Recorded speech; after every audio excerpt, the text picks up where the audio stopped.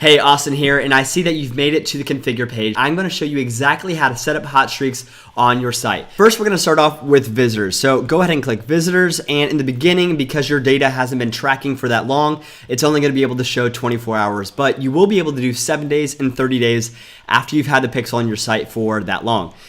You'll be able to refer to your visitors for whatever you want. Instead of people, we're going to put marketers. And then we want to actually do a non-infinite loop here in the beginning. Now, at the end, we'll also put in a threshold. So let's only display this in the beginning if it shows at least 1 visitors just for testing, but we can come back and change that later.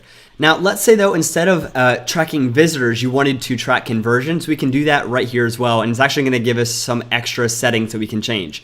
So we'll go back up to visitors and change that to conversions. Let's say that this is like a registration page. We can do registered for the webinar. And now it says 527 marketers registered for the webinar in the last 24 hours. Now, my recommendation with this box is to have it as the same terminology that you're using for your call to action. So if the button says registered, make sure you say registered here. Or if it says download, put download here. All right, now once you get this live, click done.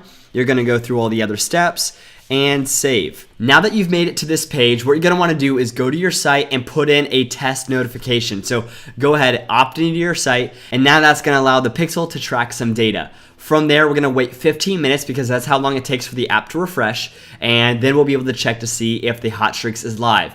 After troubleshooting your pixel, if it's still not tracking, go ahead and chat with us in the bottom right-hand corner of your screen because we're happy to help. Best of luck, and I'll see you on the inside.